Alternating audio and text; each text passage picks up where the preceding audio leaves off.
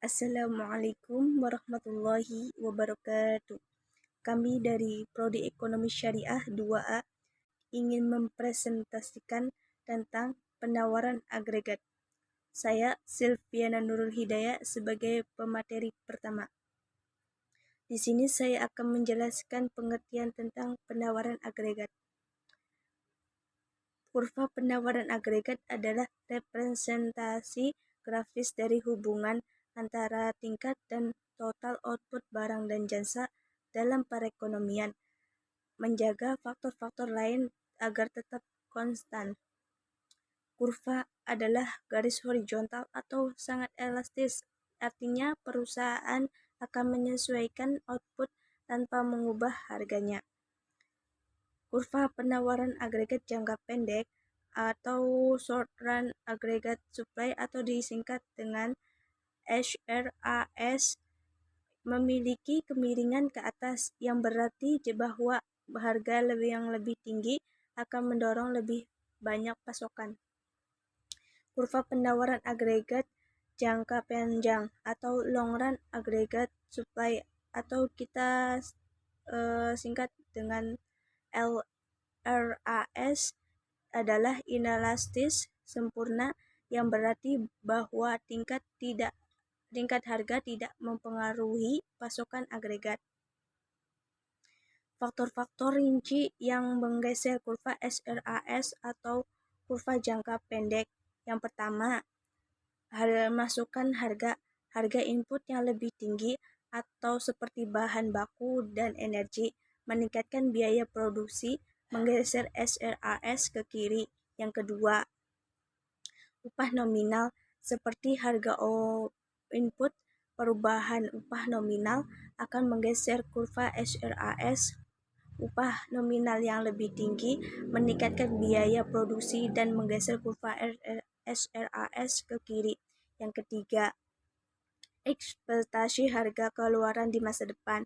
Ketika harga di masa depan naik, produsen akan meningkatkan pasokan untuk mengantisipasi margin laba yang lebih tinggi di masa depan.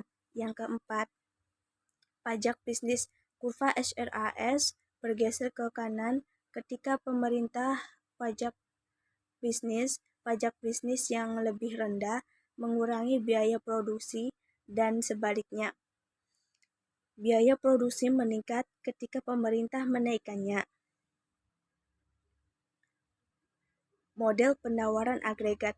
Model yang pertama itu model upah sticky atau yang artinya untuk menjelaskan mengapa kurva penawaran agregat jangka pendek miring ke atas, banyak ekonomi menekankan pada lambatnya penyesuaian upah nominal.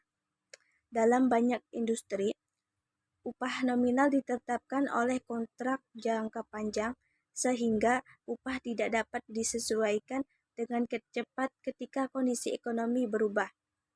Model upah kaku atau sticky wage model menunjukkan implikasi dari upah nominal kaku pada penawaran agregat.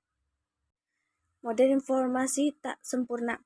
Penjelasan kedua mengenai mengapa kurva penawaran agregat jangka pendek miring ke atas adalah yang disebut sebagai model informasi tak sempurna atau imperfect information model. Model informasi tak sempurna mengasumsikan bahwa setiap pemasok dalam perekonomian memproduksi barang tunggal dan mengkonsumsi banyak barang. Ringkasnya, model informasi tak sempurna menyatakan bahwa bila harga aktual melebihi harga yang diharapkan, para pemasok akan meningkatkan output mereka. Model harga sticky. Kurva penawaran agregat jangka pendek miring ke atas disebut sebagai model harga kaku atau sticky price model. Model ini menekankan bahwa perusahaan tidak secara instan menyesuaikan harga yang mereka tetapkan sebagai respon terhadap perubahan permintaan. Keputusan penetapan harga yang dihadapi perusahaan tipikal. Harga yang diinginkan perusahaan P tergantung pada dua variabel makroekonomi. Yang pertama, tingkat harga keseluruhan P. Tingkat harga yang lebih tinggi menunjukkan bahwa biaya perusahaan lebih tinggi. Jadi semakin tinggi tingkat harga keseluruhan, maka semakin besar harga yang akan dibebankan perusahaan atas produknya. Yang kedua, tingkat pendapatan agregat. Ya, tingkat pendapatan yang lebih tinggi meningkatkan permintaan terhadap produk perusahaan karena biaya marginal naik pada tingkat produksi yang lebih tinggi. Semakin besar permintaan, semakin tinggi harga yang diinginkan perusahaan. Inflasi, pengangguran, dan kurva Phillips. Dua tujuan yang ingin dicapai para pembuat kebijakan ekonomi adalah inflasi yang rendah dan pengangguran yang rendah. Tetapi seringkali kedua tujuan ini bertentangan. Output yang lebih tinggi berarti pengangguran yang lebih rendah karena perusahaan membutuhkan lebih banyak pekerja ketika memproduksi lebih banyak. Tingkat harga yang tinggi berdasarkan tingkat harga tahun sebelumnya, berarti inflasi yang lebih tinggi. Trade-off antara inflasi dan pengangguran ini disebut sebagai kurva Phillips. Kurva Phillips adalah cara yang berguna untuk menunjukkan penawaran agregat karena inflasi dan pengangguran merupakan ukuran kinerja perekonomian yang penting. A. Menderivasi kurva Phillips dari kurva penawaran agregat. Kurva Phillips curve dalam bentuk modernnya menyatakan bahwa tingkat inflasi tergantung pada 3 kekuatan. 1. Inflasi yang diharapkan. 2. Deviasi pengangguran dari tingkat alamiah yang disebut pengangguran siklis. 3. Guncangan penawaran. B. Ekspektasi adaptif dan inersia inflasi. Asumsi sederhana dan seringkali masuk akal adalah bahwa orang-orang membentuk ekspektasi mereka terhadap inflasi berdasarkan inflasi yang sedang diamati. Asumsi ini disebut ekspektasi adaptif. C. Penyebab naik turunnya inflasi. Simbol kedua dan ketiga dalam persamaan kurva Phillips menunjukkan dua kekuatan yang dapat mengubah tingkat inflasi. Simbol kedua menunjukkan bahwa pengangguran siklis, penyimpangan pengangguran dari tingkat alamiah memberi tekanan ke atas dan ke bawah pada inflasi. Pengangguran yang rendah akan menarik inflasi ke atas. Ini disebut dengan inflasi tarikan permintaan. Demand pull inflation. Simbol ketiga V menunjukkan bahwa inflasi juga naik dan turun karena guncangan penawaran. Ini disebut inflasi dorongan biaya, cost push inflation, karena goncangan penawaran yang memperburuk adalah peristiwa-peristiwa tipikal yang mendorong ke atas biaya produksi. D. Trade-off jangka pendek antara inflasi dan pengangguran. Dalam jangka pendek ada trade-off antara inflasi dan pengangguran.